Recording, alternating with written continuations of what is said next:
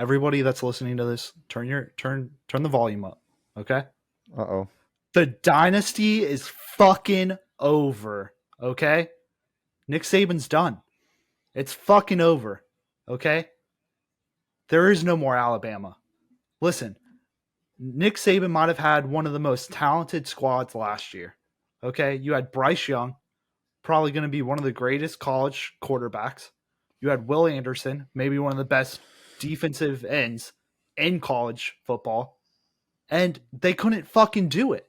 Okay, this Alabama team is no longer a plug and play team.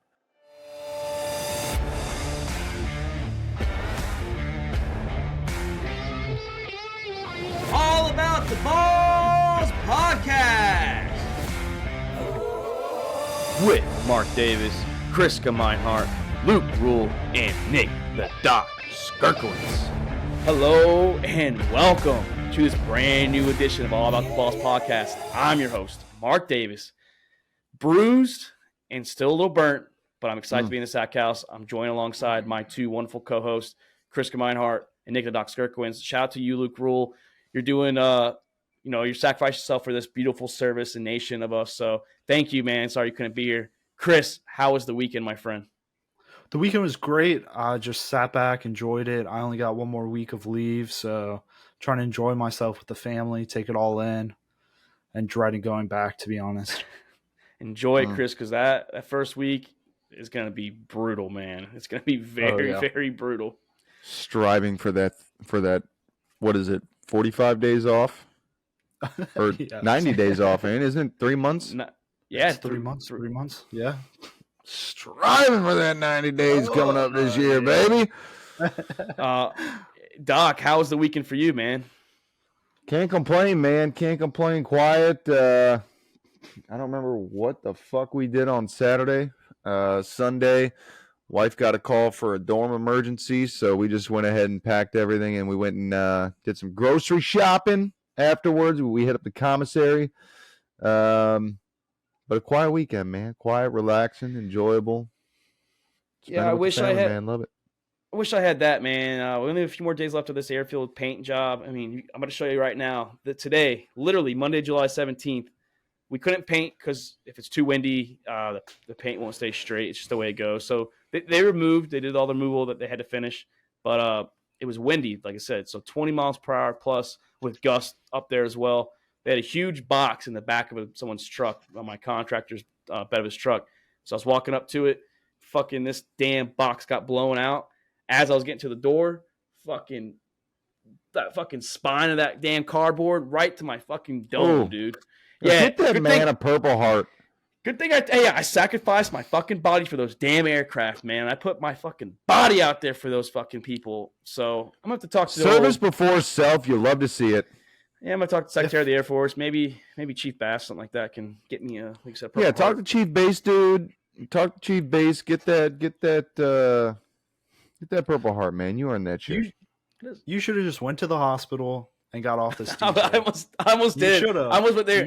I'm not gonna lie. I had a headache and I was a little dizzy throughout most of the day. I feel a lot better now. I could have said I got a concussion, dude, and like I would have been out. I would have milked it for everything. Yeah, like got off this. I mean, don't get me wrong. I know it's like everyone's like, "Oh, it's a cardboard," but that shit hurts, man. Like it was the spine of it too, and if I didn't move my head, it would have been my eye. So I'm glad that I ducked the last. I mean, I only had like 3 feet to fucking play with, so it wasn't like I had much. Yeah, it was close. It was like literally as I was getting to the guy's like side mirror in the bed, it just came from the bed and just whipped it. But hey, yeah, so I'll be better. I'll be fine. I'll talk to the higher ups out there and see what I can do. But for everyone that's listening on Apple and Spotify and watching on YouTube, we're gonna try something new. Especially with the season coming up, we're gonna try and do a little short episodes, maybe 45 minutes. But we want to hear from you, our beautiful viewers and listeners out there. You can find us on, like I said, on your streaming platforms, YouTube, Apple, and Spotify. You can also find us on Twitter, TikTok, and Instagram. Search the Sack House. Search All About the Balls podcast. Give us some of your takes on how long you like your duration of videos, kind of things you want us to talk about. Like I said, debate for the listeners' load, or just in general, you just want us to talk about and touch up. If we miss something in the news, we can come back to it the following day. With football season, we're going to be recordings on Monday, Tuesdays, and Wednesdays. So you're going to have a lot of videos coming out between fantasy, previewing college and NFL and recapping NFL and college as well. But boys, we have a pretty good episode. And today the headlines was this fucking franchise tag deadline, 4 p.m. Eastern. And the 3 big names that did not get signed to long-term deals was Tony Pollard from the Cowboys, Josh Jacobs from the Raiders, and Saquon Barkley from the Giants. We knew Tony Pollard was going to be unlikely. He did sign his tag in March. So he's not the big name. I mean, people are still using him, but the big names was Barkley and Jacobs. And the reason is because, Chris, both of them have come out and said before they will not be playing for this franchise tag. Do you think they hold up and they do what Le'Veon Bell did back in the day, which he apologized for skipping out of town on the Pittsburgh Steelers? Do you think they actually hold true to their word? Yeah, I mean, to start off with, I mean, we had a little news that with Saquon's case that the Giants and Saquon were just a couple million off. I mean, it looks like Saquon played himself. They offered him $13 million before the season ended. He didn't take it. He rolled the dice, and I guess they were coming in a little lower. I mean, he's that whole offense. So for the Giants not to just cough up that $1 or $2 million he was asking is sad. But I fully believe that these two guys will be people that will sit out, which is sad because they're both super talented on the field. They're game changers for their offense, especially Saquon with the Giants and Jacobs with the Raiders. I mean, Jacobs was the Raiders' whole offense if you take away Adams. So Barkley was the offense. I mean, he elevated Daniel Jones, who got paid. Yeah, Barkley was the Devontae Adams as well in New York. Yeah, without Barkley, they say without his 100-yard games, Daniel Jones has had a bad game. Like, he can't play without a running back. So Barkley he had a bad game most games anyways. Yeah, it's shocking to me, like, refusing to meet that $1 or $2 million off that they were with all the money they paid to Daniel Jones. Like, that was not Daniel Jones money. That was, you paid Daniel Jones top tier money, and I think the Giants are going to feel that for every year that it's worth. But disappointing to see Barkley not get it, especially what he's meant to that city. All the work that he's put in from the start coming out of Penn State. Always a huge fan of that guy. Josh Jacobs, like you said, again, another huge provider in that offense. But I think coming off of, and a big example why Tony Pollard didn't get it, coming off of the Zeke Elliott and what happened in Dallas, and they released from his contract. It's just come to show that running backs are a dime a dozen, man. I mean, going back to the argument we've made in previous episodes, Le'Veon Bell sat out. What happened? James Conner came in and absolutely took over. When Kareem Hunt got suspended in Kansas City, the backup came in and absolutely took over. When they got down to their third string because the second string got hurt, third string came in and absolutely took over. You know what I mean? It's just with the right scheme and the right offensive line, running backs can be successful. It doesn't matter who you get. So it's hard to invest that kind of money into a running back, especially when you gave it all to Daniel Jones. I mean, I hate to say it, I'm on both sides. So, I get, the running back should get paid. Don't get me wrong. They should get paid for what they've done, the production they're going to be. That also, we'll talk about in a minute, but the franchise tag is such a bullshit system in general. And we're going to hammer that one in a minute. But the owners treat them like shit. Or not the owners, but the coaching scheme is so fucking run them to the ground, tag them a couple times, and then, hey, we'll just move on. But, you also can't pay them long term because of that. So it's I get why the owners are refusing to pay them, but I understand the gripe. And maybe the other players, not just running backs, but quarterbacks, receivers, they should stay up or stick up for them and actually be like, yo, these guys need to get fucking paid and give some of your money out, because you're going to get fucking $40 million, $35 million. Give your running back a few extra millions so he can get paid and be happy. Well, I mean, a couple things going off that one with you, Mark, was number one, like you said, the running back is such a huge scheme for an offense.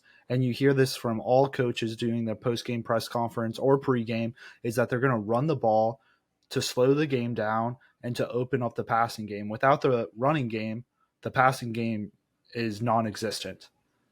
And then I forgot my second thing, whatever you said about it. So I mentioned the other position sticking up for them as well, because yeah.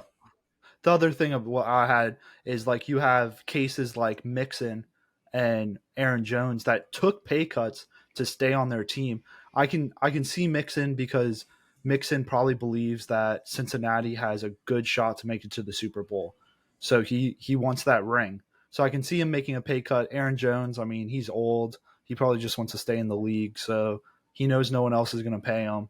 So he's like, let me just get this contract here where I'm happy in Wisconsin eating that cheese. Well, I just think the franchise tag in general, Doc, real quick, is the problem. If you don't, I hate it so much because you're handcuffing a player, no matter what position it is, to the team. The Players Association needs to get rid of that in the next bargaining agreement. Because if you eliminate that franchise tag after 4 or 5 years, depending on which round you draft your running back in, he's going to get paid now because now he's going to get that first big contract after the draft, obviously. Like once Bijan's up, for example, he has that fucking first contract. He's going to get $30+ million. But then, if he's not franchise tagged, Atlanta or whoever, you have to pay him probably about $15 million a year. So this tag is bullshit. Yeah, I mean, I don't know. I see it both ways in the tag. First of all, because, it kind of screws people. But at the same time, like, when a player is just being greedy or refusing to work with them or something, I mean, it gives a team a year to put the franchise tag on, work something out. And the franchise tag isn't set final. You know what I mean? You can still work out a deal. But you're forcing them to stay there, though, even though their contract was already expired. So you're forcing them to either sign or sit out a year. So are we going to get rid of – I mean, look at baseball. We're going to get rid of 6 years team control for baseball? I mean, come on. I just think it's dumb. I think they compensate the position well for what the franchise tag is. It's paid out at what, the top 10 or 20 or something in the position is what it pays you. They average it. They add it and then divide whatever. So I mean, it's not like you ain't getting paid shit. This is just one of those, it's like arbitration kind of in a way. It's what the arbitration comes out. Same thing baseball does the same shit with arbitration meetings. So it's like arbitration, and then the team can still work out a deal. When you submit arbitration in the MLB, the team can still work out a deal in the meantime. But I mean, I don't think that getting rid of the franchise tag is going to change what teams are going to be wanting to pay players. Because at the end of the day, like you guys said, the coaches are admitting in the presser, we're going to run the ball. We're going to run the ball. Nobody's arguing what the run game brings to the NFL. People are arguing is that you can put anybody back there. And especially now where most teams are 2 or 3 back by committee right now, why are you going to pay a guy 100% of the time touch pay when he's not playing 100% of the downs? How about this one, Doc? I'll mention just a little earlier. We have to dive into it yet, but the NFL executives have ranked Saquon Barkley and Josh Jacobs 3rd and 4th in the top 10 running backs. So you're saying these guys are top 10 and collectively as a whole, but you're not going to pay them what they're worth. You're going to pay them $10 million. Saquon Barkley is 40% of the offense, but he's going to get paid less than what the offense is getting paid. I understand we're not paying running back that full like $15, $20 million like wide receivers, but if he's 40% of your offense, I mean, maybe he's worth more than $11 million, which you just offered him this go round before the tag deadline ended. They offered him $11 million. He wanted $14. Yeah, I'm going to be honest. I mean, if I'm paying a running back, there's only a couple of them in the league that I'm paying because they're dual threat, just vertical backs. I mean, CMC, obviously, Saquon Barkley, Eckler, there's only a couple of guys in the league that I'm paying that kind of money, and it's because of what they can do in any situation. Nick Chubb, another great running back, but the guy is not good catching the check down. The guy is not good in transition up the field when he catches out of the backfield. So, there's only a couple of guys that would pay that kind of money. I agree that Barkley would be one of those, especially how he's shouldered the load in New York for so many years, and with or without him, Daniel Jones is not getting the job done in New York. So if I'm paying any running back, like I said, it's CMC and it's Saquon Barkley. But Chris, I mean, another thing that the thing about Chris, though, real quick, is about Josh Jacobs. I don't know if you saw this. I mean, obviously we saw it last year. His 5th-year option didn't get picked up. So guess what? He lost a big chunk of that 5th-year option he would have had. Now you tagged him, so you forced him to stay, even though you didn't want him. I saying we don't want you for your 5th year. We pretty much said we don't want you. So now you're going to get tagged. Now you're going to get paid less. So they just really screwed. Bullshit. See, that's what I'm saying. The tag does that to you. You have but the tag then because he's a quarterback. That's the difference between a quarterback and a running back. You benefit more off the position. So it hurts the running back so much because the value hasn't really gone up for that person. But if you limit the tag, now you're stuck paying them for a 4-year contract right away. Someone is. But if you're doing a franchise tag and you're not picking up a 5th-year option and then hitting them with the tag, then that tag should be what the value of that original 5th year or of the franchise tag, whichever is higher. I just think I don't know, I've never liked it. Chris, you're talking about Nick Chubb though. I didn't mean to cut you off. Yeah, no, a couple things. First off, Nick Chubb, I think he can definitely catch passes out of the backfield. He just has never had to. I mean, when you have Kareem Hunt as your second, who are you going to throw out there to go catch a pass? Kareem Hunt. And I mean, we'll see this year because the Browns are completely been open about how Nick Chubb is going to get more into the passing game, which is huge on fantasy, by the way. That's what I want to see. I'm a huge Nick Chubb fan. A little fantasy note there. But Nick Chubb also got paid though, so I don't think he's up for a contract very shortly. So it's like these guys, so I can understand Pollard because of the injury. Like that just sucks. I mean, yeah, maybe he wouldn't have gotten tagged, but I understand. We understand his situation. But Josh Jacobs and a Saquon Barkley, especially if you as executives are ranking them 3rd and 4th in the league, you just literally contradicted yourself saying that they should be worth it, but then you're not going to make them worth it. So it's just I don't like the double standard that you just did there. With Pollard though, I can see. With Pollard though, I can see because Pollard hasn't truly had 1 year where he is the main focus in the back room. He's always had Zeke there. So I can see Dallas not wanting to cough up a big contract to pay a guy that they don't know about yet. I mean, they know he's good. He's phenomenal. Not to mention, they just regretted doing it with Zeke. Yeah, exactly. Too. But I mean, I think a big thing, I'm on both sides of the franchise tag. I think it's, especially with running backs, it's shitty because say you get franchise tagged, you have no insurance. If you go out there and tear your ACL or whatever and you're done, hey, you're out of the league. But that's for every position, though. It's not just running back. That affects every position. Correct. But I feel like running backs are definitely more vulnerable to an injury due to being slammed into guys 24/7. I mean, because even if they're blocking a linebacker or end. Well, even just running up the gut. I mean, they're getting twisted and turned. Those linemen are falling all over their knees and ankles. I mean, too many times we've seen good running backs go down on routine plays just because somebody gets twisted and turned and falls down the wrong way and lands on them. Yeah, I mean, a big tweet that all these running backs are going after is from a draft scout, Matt Miller. I don't know if you all have seen it, but he said that he's been saying it for years, is you draft a running back, you play the running back. If he's good, you franchise tag him one time, and then you draft another running back. Sometimes you franchise tag him twice. That's a solid plan because like Doc said earlier, you can find a running back deep into a draft that can do this same thing, 80% productivity that these big names are doing and pay way less and then pay these bigger guys more money. I mean, that's what I was vouching for the Cowboys is if Bijan would have fell to them, draft Bijan, have him with Tony Pollard, and then when it's Bijan's turn for a couple of years, then you replace Bijan with another running back, and it'd have been a good scheme for Dallas. Well, you want a guy that's just going to sit in the back for one season. You're not trying. I mean, I don't know. We're not seeing running backs like the days of old that are making the cuts and the moves that are creating space. It's linemen are making holes. Running backs literally just have to run up the field, and they're finding holes. They're finding everything else. And I'm not saying cuts aren't happening. You know what I mean? But it's not like it was back in the day with Sanders. It was a running back error though back in the day.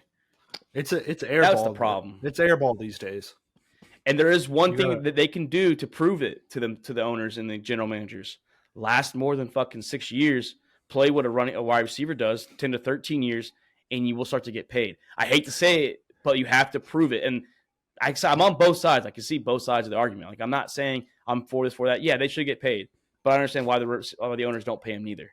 And look at going back to the point of the workload that running backs put in. How many 100-yard rushers did we have last year? 100 yards per game rushers.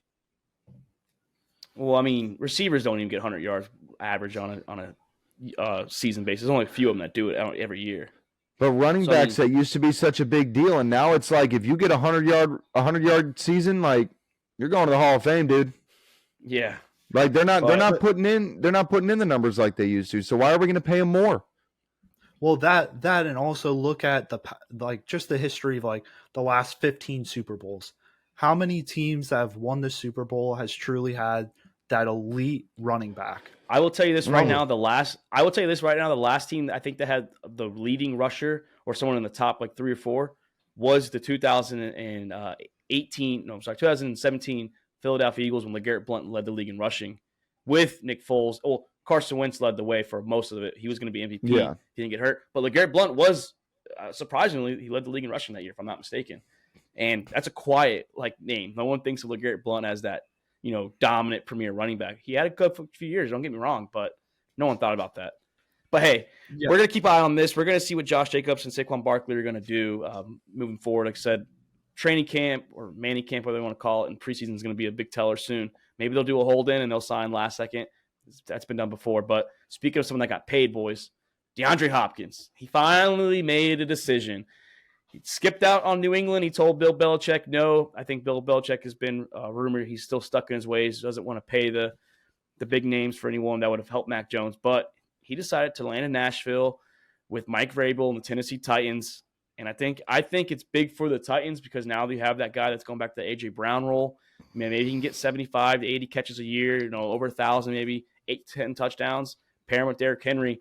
I don't know if it's enough still, Doc, for the Titans to win this division. I like the move for the receiver core because they definitely needed it, but I don't know if it's enough to surpass Jacksonville.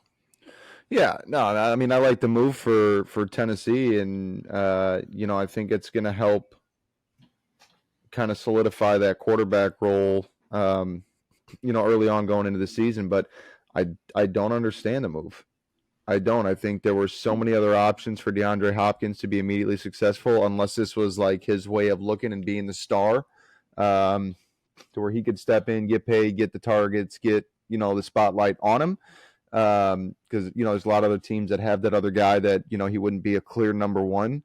It would have been Tennessee or New England, right? But I guess he's not going for a championship. I don't know, because this move doesn't make sense to me.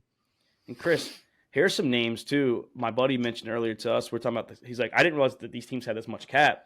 But here's some teams that are high in salary cap that could have paid DeAndre Hopkins what he's getting on a yearly basis, which is $13 million average. The New York Jets are the 5th most. They have $24 million. The Cowboys at number 6, they had it as well. The Jaguars had money. The Lions had money. Even the Bears had money who are making moves.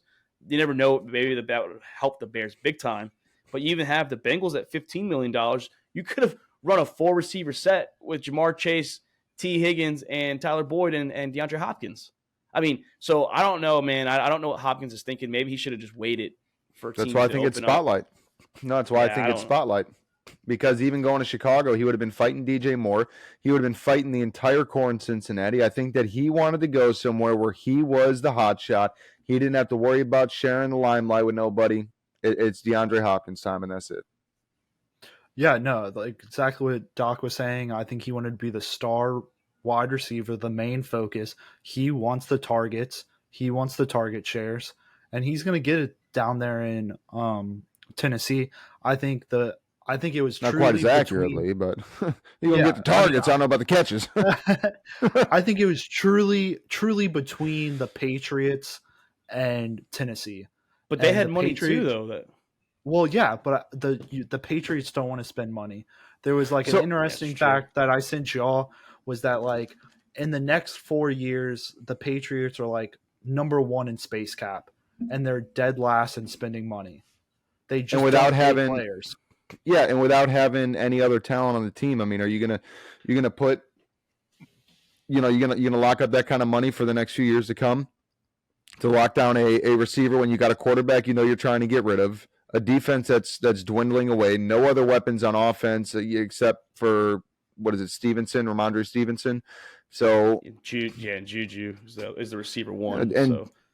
But he could. Put him there. But you put Juju back at the 2, and then you have Hopkins at the 1. That's Bill's. He would outshine problem, Juju all day long. But that's Bill's problem is he buys low and sells high. So he flips his talent for more. And he can't do that with Hopkins at his age. And I can't help but think too with like you said, Hopkins at his age and everything and maybe what he is physically compared to what he used to be. I don't know. When I see a guy like DeAndre Hopkins and what you would hope as a franchise, what his talent would still be at, what did the NFL teams, what did the executives and the GM see that we're not seeing that, sounds to me like only Tennessee and New England was interested in him. Why didn't nobody else want him? Well, Arizona also screwed him too.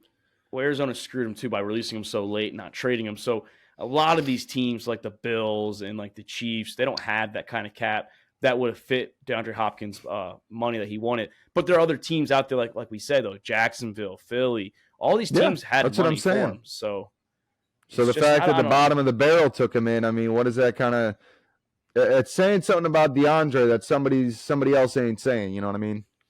Well, what does it also do for his fantasy stock too, Chris? I think fantasy stock this goes up. I mean, look at last year after a 6-game suspension, he came in proving that he was still the man. He was still the dude on the field. He earned 29.4% target share when he stepped in, when he was fully healthy. And Tannehill's proven that he can support a top 5 wide receiver when AJ was down there.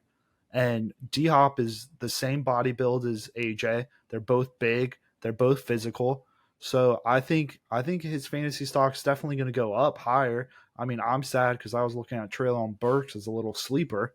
That's out of the question now. But he still could be, because now that opens up with Derrick Henry being the focal point as well. You have Treylon Burks, who their number one's going to be on Hopkins. He's going to get more one-on-one looks, and that might open the door for him.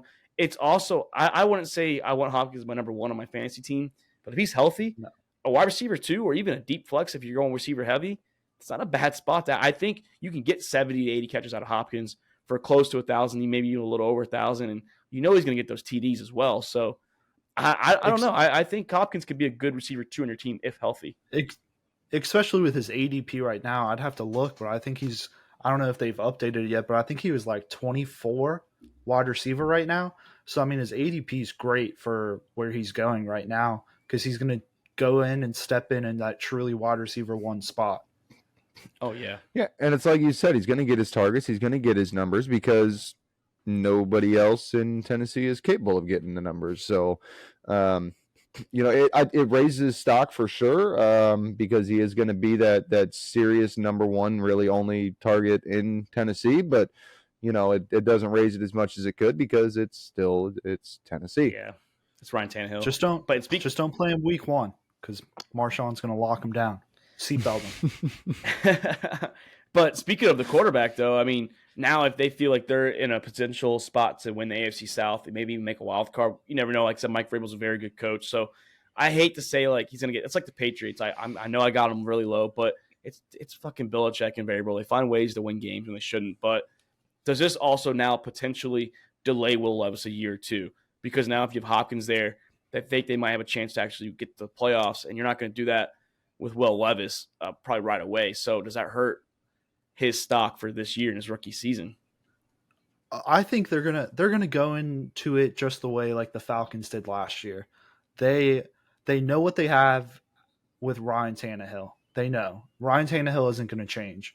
So if the last 4 games, 5 games, they're out of the playoff contention, then they're going to put Will Levis in and see what Mayonnaise Boy can do to see if he has it to be that franchise quarterback.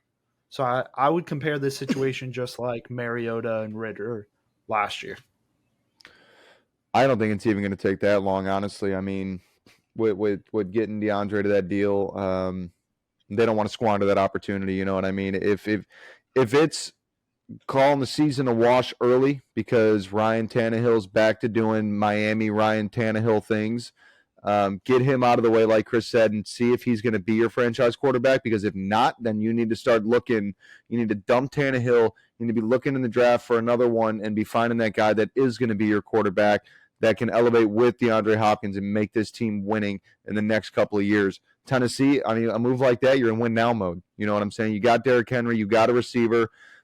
you lost some pieces on the line, rebuild that through the draft, free agency coming up with DeAndre Hopkins. I mean, you could easily turn this team around quickly, but the quarterback is going to be the biggest crutch on this team right now, whether Tannehill's starting or it being a rookie, brand new Will Levis. But if I'm Tennessee, I'm not waiting around for it.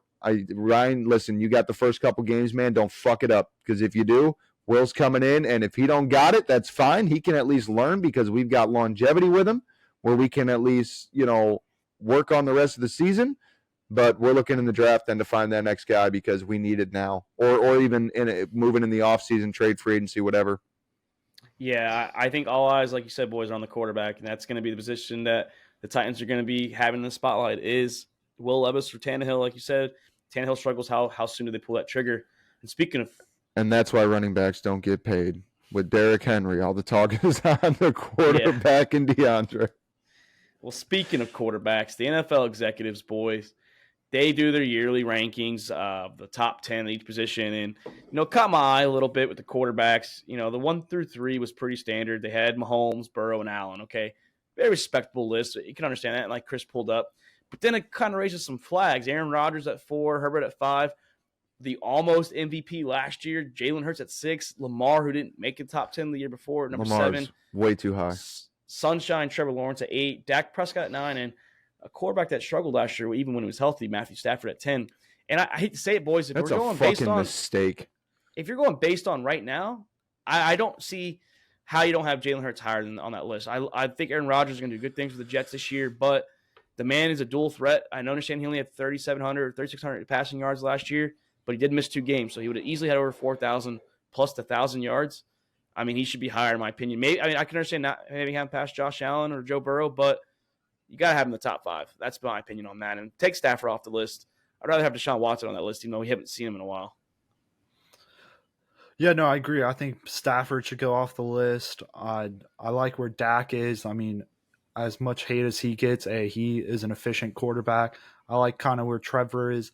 Lamar, I'd maybe knock down just a little bit just because injury-wise, not truly a thrower. We'll see what he does now with this offensive coordinator.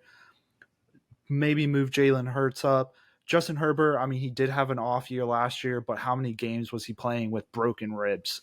So I'm excited to see what Justin Herbert can do with a fully healthy year, fingers crossed at least.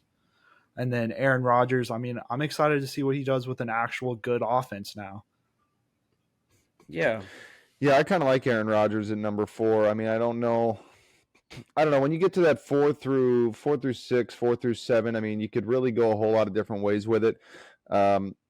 Rodgers, I mean, he didn't have shit in Green Bay for the last couple of years, but still one of the more accurate passers that we've seen in our day. I mean, he finished 2 years ago, with 2 interceptions 2 years ago, the entire season, and he threw the football. I mean, the guy still has accuracy, pinpoint accuracy.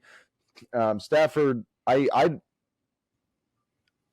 don't even know how to put into words how confusing that is. I'm not even going to talk about it. This must have been like Colin Cowherd must have had some input on this list to put Matthew Stafford anywhere near the top 10. Doc, I'm confused, Doc, though. You have Aaron Rodgers fine at number 4, but you also have him going 8 and 9 this year. Only 1 win more than the Zach Wilson, Joe Flacco, Mike White, New York Jets of last year. We keep receipts in the sack house. Yeah, I have a good memory in this noggin.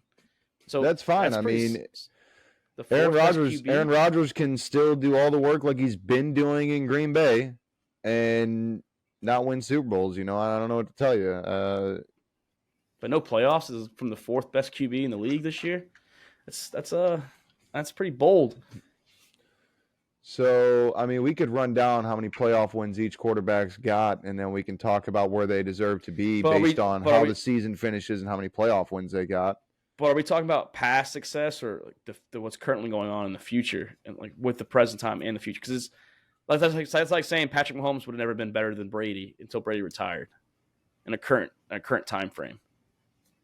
But Mahomes obviously was yeah. I mean, it's the same situation. You can't use past playoff wins compared to with Josh Allen, Joe Burrow, and Jalen Hurts, because Hurts was also in the Super Bowl.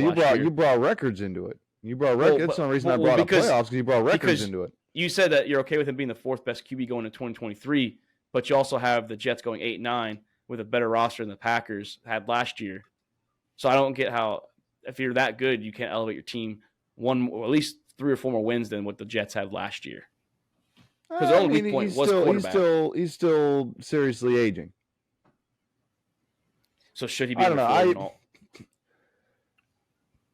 That's the thing. Is would I have him at number 4? No, I don't think I'd have him at number 4. But I mean, like I said, that 4 through 6, 4 through 7. I mean, you can go a whole lot of different ways at that for a number of different reasons. You know, like some that have already been mentioned. But would I have him at number 4? No, I don't know that I would have Jalen Hurts at number 4. I mean, Jalen Hurts did a lot on his feet last year. So did Lamar Jackson, like he does every year. You know what I mean? If you're talking fantasy points and impact to the team, I mean, there's a lot of different ways to go here, but I think pure passing ability, Aaron Rodgers bumping down a little bit. I think I'm flopping him and Herbert, possibly him and Hurts. And I think I'm still keeping him in front of Lamar because, sorry, Luke, just for you, buddy. Chris, flip that tab to the running backs because this is the other one, Doc. You think that one we have problems with? Look at this list, dude. They have Chubb, McCaffrey, Jacobs, Barkley, Henry, JT, AK, Dalvin Cook, Pollard, and Eckler. How do you not have Eckler higher as much as that man did in the passing game and in the running game last year? First of all, how do you not have Eckler higher? How do you have Alvin Kamara at 7th? Yeah, I mean, Chris was saying that you could take. How do you have Jonathan Taylor at 6th? I don't get it. I love Nick Chubb, but I don't think he's number 1. I think maybe like 3 or 4. But I'm putting because the dual threat. CMC is number 1. Eckler obviously is moving way up. I think 2 is going to be a toss between Chubb and Henry. But who came up with these lists? Whose fucking lists are these? These are the averages for the executives of the NFL. Yep, coaches and managers and all that stuff. Scouts, all of them combined, they come up with their averages essentially. Yeah, even Chris said AK could maybe even he can even taken off as much as he was a Saints fan. I love the names on the list, except I mean, with AK what he did last year, I think you can maybe take him off. I think they just have the order wrong. I mean, CMC definitely deserves to be number 1. Henry, Chubb, 2, 3. You can, and then Saquon. I mean, 2, 3, and 4. You can literally say a tie for second place and put. Yeah, well, and now that Zeke's gone, Pollard's going to move up. Yeah, we'll have to see what Pollard's going to do coming back from that injury too that he suffered like the very end of the season. I mean, the names are there. I think these are definitely your top 10 running backs. It's just the order's all wrong. Yeah, I think the NFL execs need to let us come in there and just the fans in general, let the fans speak. God, or the players. Yeah, and stick to your fucking day job. And then take Dalvin Cook out. He's not even on a team right now, so he's not going to do anything yet. But he'll make one. But hey, we just had leave it to the execs. That guy don't got a team. Put him number 7. Yeah, put him. But this just shows back to the execs. Like they have him 3 and 4 right there, but they don't want to pay him. But speaking of paying, boys, Tennessee Volunteers, they just paid over $8 million fine because of Jeremy Pruitt's 200 fractions. Which, God, I don't know how you get 200 fractions in a 2-year span. 18 of those were level 1 violations.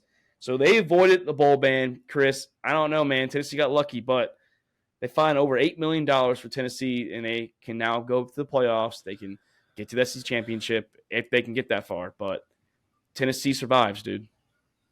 Yeah, no, this is huge that they got out of the whole bowl ban. They can go to the playoffs if they make it. But this is just down to the whole recruiting situation. They haven't came out with like specifics. Well, except they have invited people that they weren't on the books said wasn't coming. Yeah. Official but, visits. I mean, to have over 200, that's rough. But I mean, at least they only won. That's they only won 11 of... games. They only won 11 games out of those 2 years, so it's not like they're taking big wins out. God, that's a lot of infractions in a 2-year span. One of those was COVID year too. So, I mean, it's just a lot of violations and fractions that you have. Couple two tree violations there. Like, I just don't get how you get 200 in a 2 year. Like, that's an average of 100 in 1 year. Like, what are you doing? That is literally. Can we get a replay on that of Mark? Can we show Goodwill Hunting and Mark doing the math of in his head, talking about 200 infractions in 2 years? And God, that's like an average of 100 a year. Yeah, and he averaged 9 level 1 violations too, man. Like, come on.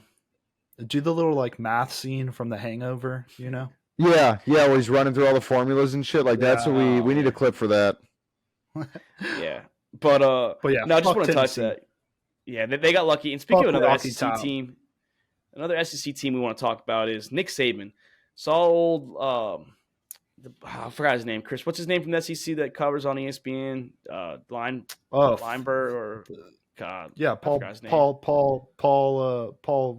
something. Yeah, he's bald. That old guy with the messed up hair. Yeah. I'm talking about Paul Feinberg. Paul Feinberg. Yeah. Feinberg. I've always hated him.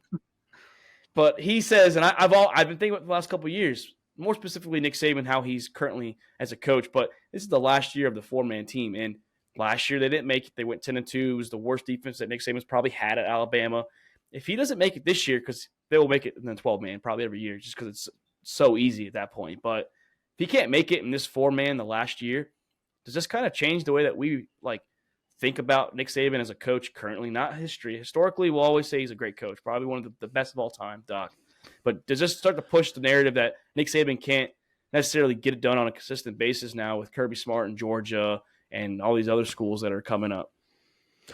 No, I think Kirby Smart, the way that he stepped up with Georgia and arguably one of the best defensive teams that we've seen the last couple of years in the history of college football. But I think what we're seeing right now is the recruiting is spreading across the SEC. It's no longer Alabama heavy. I mean, they are still making huge strides in the recruiting game, but you're starting to see a lot of top tier prospects going to teams like Tennessee, who never really, the last 15, 20 years aside from Manning, have not really had anything. Even Manning was more than that, but Georgia obviously is getting a lot of love out there. Texas A&M is getting a lot of love. Texas and Oklahoma now have moved into the SEC, and the newest Manning getting ready to take snaps under center for Texas. So I think that recruiting too, man. Yeah, I'm actually excited to see him play. So I think that the talent is just spreading across the SEC, and it's becoming more balanced. You're not going to see Georgia and Alabama just flat out 12-0. Every game is exciting, and every game is a win-lose opportunity. Like TAMU holding on against Alabama in their game. Texas almost knocked off Alabama. I mean, there were so many games last year that were just last second. We should have, yeah. Yeah, no, I agree. But I think that just the way that it's kind of moving in that direction, I don't think that this is a slight against Saban. I think he's still doing a phenomenal job. I mean, the numbers are still there for Alabama. It's just this is, the rest of the SEC is stepping up and no longer, hey, we're just going to sit back and let Alabama win. We're going to figure out how to recruit, and we're going to figure out how to win. Yeah, I'm there with you, Doc. I think that the conference is catch up a little bit, especially Georgia. Kirby Smart caught up pretty quick. Took him a little bit. I mean, they lost, especially being prior Alabama. Yeah, I mean, he found a way, and I think that like I said, the nation's catching up to him, and that's good. You want a variety of teams, not just a consistent 3 or 4 schools. You want to see that new teams here and there starting to spread their wings and shine on the big stage. So, yeah, and people are realizing I can't go to the ACC and be successful. Yeah, listen, everybody that's listening to this, turn the volume up. Okay. Uh-oh. The dynasty is fucking over. Okay. Nick Saban's done. It's fucking over. Okay. There is no more Alabama. Listen, Nick Saban might have had one of the most talented squads last year. Okay. You had Bryce Young, probably going to be one of the greatest college quarterbacks. You had Will Anderson, maybe one of the best defensive ends in college football. And they couldn't fucking do it. Okay? This Alabama team is no longer a plug and play team. They lose all these players in the draft, and there's no more talent to back them in. These 5 stars are not going. And you're seeing this as a result of NIL deals because other teams are opening up their checkbook and the transfer portal. Kids aren't wanting to sit behind other kids and wait for their turn patiently like it was back in the day. And Nick Saban doesn't know what the fuck to do except go cry to his wife that they almost lost against Texas. They fucking lost against my boy, Catholic, fake Cajun accent ass, fucking Brian Kelly. And guess We're what? family. Guess what, Saban? Guess what, Saban? Brian's coming for that ass again this year. Okay? And crying about Again, the NIL deal with TAMU. Yeah, Who else did they in lose? Tuscaloosa. They lost Tennessee too. And- Yeah, they lost Tennessee. Yeah. Okay. I mean, I don't know if y'all watched their summer game. Both quarterbacks looked rough as fuck. The wide receiver room is not as talented as it usually is. It's over in Alabama. It is Done. It's done. It's about to be Yeah, Auburn I don't country out think- there, baby. I don't know that anybody's arguing that with you, Chris. I just don't think that it's Saban is the reason for it. I think, like you said, all the close games and everything, the talent is just spreading across the SEC. All these teams are stepping up and going, we're not going to sit back and just take this shit no more. We're opening checkbooks. We're going to start paying people. The boosters are finally stepping in, and we're going to get some talent on this team. They're not all – it's not fucking Alabama being the number one recruiting school every year. And that's what Saban was crying about. And I think that's evident, when he was crying about the Texas A&M shit and how they're buying players. Like, you're doing the same goddamn thing. But that's where I think it's evident that now – everybody else has caught on to their ways and everybody else is doing the same thing that they're doing. And now that's why he's freaking out about this. Well, Yeah, and you can't find the assistant coaches like he used to. I mean, these assistant coaches are coming in and lasting 1 or 2 years. And then Saban's like, hey, you're out. And they're taking head coaching gigs.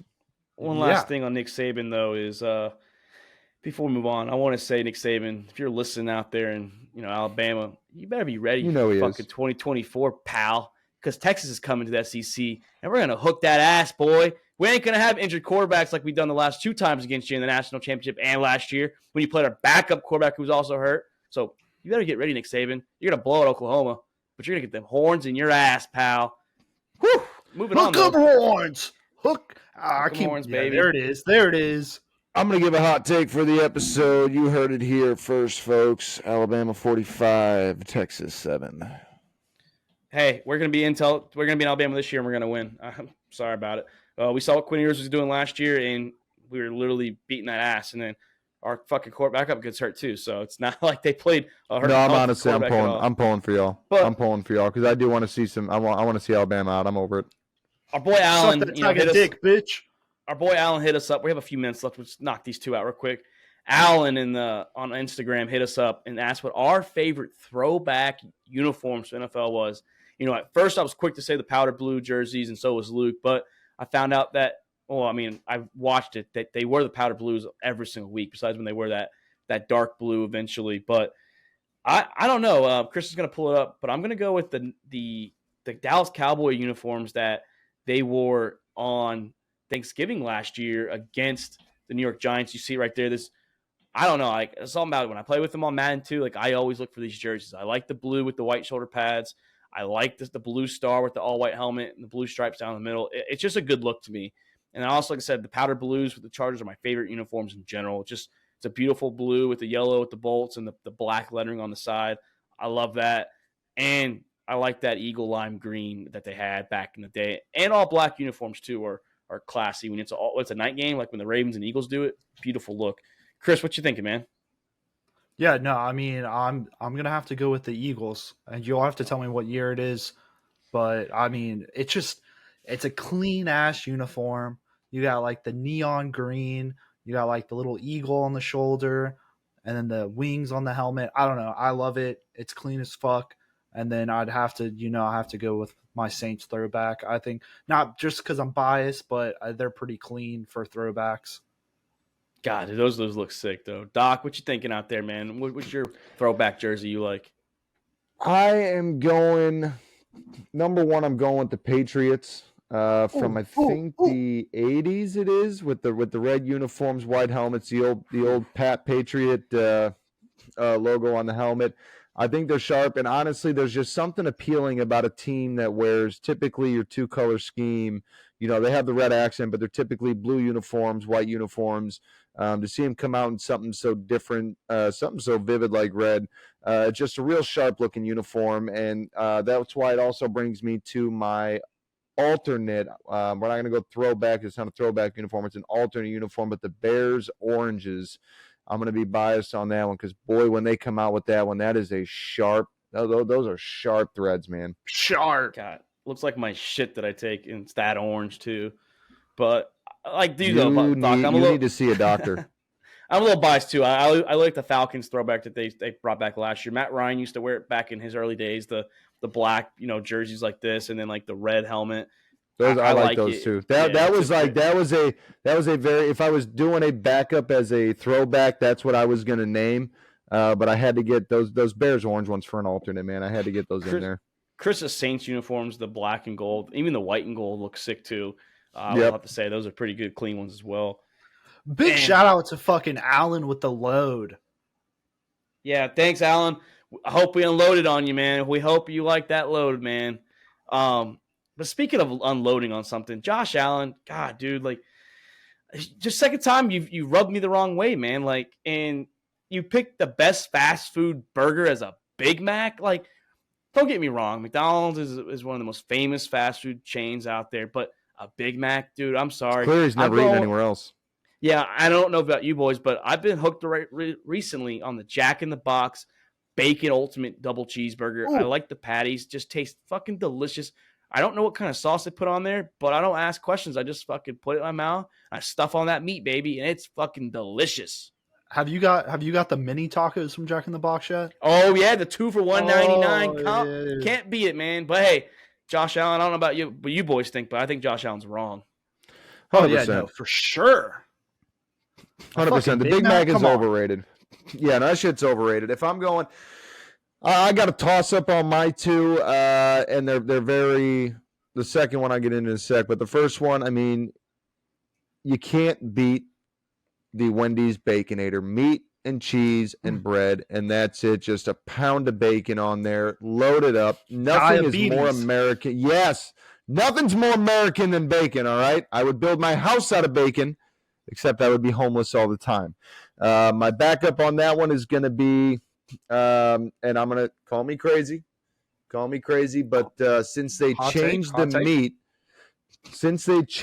meat and actually started seasoning the patty, the Quarter Pounder by McDonald's has come a long way than what it used to be, but you also got to get the bacon on it. Got to get the bacon, no mustard. Okay. Chris, what you thinking out there? I look, if we go nationwide somewhere that everybody can get, okay, I'm going to go with the fucking OG Whopper, okay? Just a big motherfucking burger. Whopper. Get those onion rings with the zesty sauce. Oh, man. Love. You love the Air Force bases because there's always Burger Kings on the base. Hey.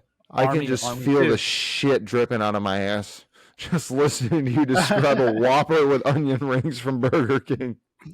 But then, like, if we're going to like places that are very like where you're at, then I'm gonna have to go my number one In-N-Out. Okay, I've been here in Texas. I've passed it for years, and I'm like, damn, we really need to try this. And we just tried it a couple months ago, and I'm fucking hooked. Shit's good. Should have tried in the airport when I was there in Dallas when I was visiting you and Luke. I definitely should have tried it. It was a long line. I said, fuck that. Let's take this a step further. What's y'all's least favorite fast food for burger-wise? Oh, burger-wise? Burger-wise? Oh. I'll lead it off because I kind of put you guys in the spot. I'll lead it off. I'm going Sonic. You want to know how I know? You want to know how I know Sonic isn't good? Like, when you don't like a food, you usually love it when you're drunk. And you're like, I can only eat that shit when I'm drunk. Like, even when I'm drunk, Sonic was fucking terrible. Yeah, I'm going to go Dairy Queen. I'm not a fan of their burgers that much. The ice cream and chicken's pretty good there. But I'm going to be honest, never even ate at Dairy Queen. I only go there for blizzards. I did. So, yeah, no, I've had them too. Big respect for getting food there. But I'm going to have to agree with It's a gamble. I think Yeah, I think Sonic as well, but Sonic's drinks are fucking Oh yeah, tier one Yeah. drinks. I'm Also with you gotta, on that. you also gotta respect the people coming out on rollerblades too, man. Like, it's just, Yeah. God bless you. And while we're on the talks of fast food, I just want to give a shout out to McDonald's. Fuck you for taking away the snap wraps, you motherfucker. Yeah, Yeah, fuck that you guys. was- Me and Chris used to call every night drunk, asking for those fucking things to be delivered to us, and they're like, "Oh, we don't got them anymore." They brought them, some of them back in some locations, but fuck you, McDonald's. That sounds like a Fuck Colin you. Cowherd decision. That sounds like some dumb shit Colin Cowherd would decide. And they took away the McRib. Well, that's Well, a that seasonal. happens That's every a year. seasonal. No, they take it away it's every year. gone. No, it's gone. No, it's gonna be back No, Christmas time. no, look it up. Look it up. back. Last Hey, we'll come check. back. it was It's no, coming back.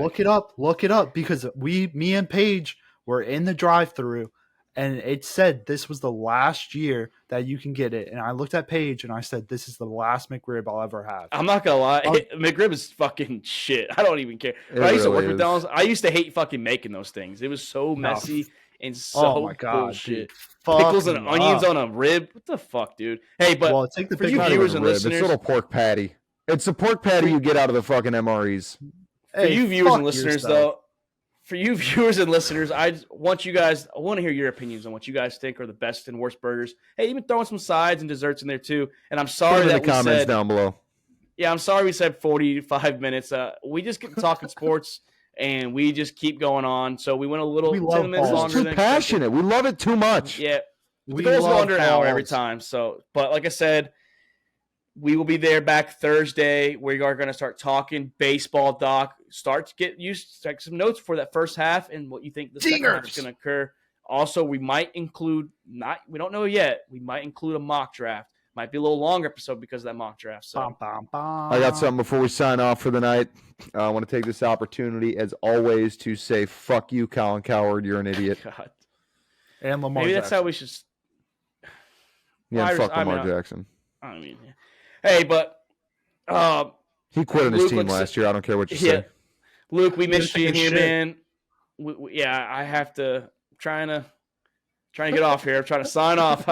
The tinkle room. I had to pee, and I've been Fuck Colin moving back Cowherd. and forth. So that's Chris Meinhardt. That is Doc Skirkwins. Luke, shout out to you. I'm Mark Davis. This is All About the Boss podcast, and Miss we you, Luke. are out. Thank you for checking out another episode of All About the Balls podcast.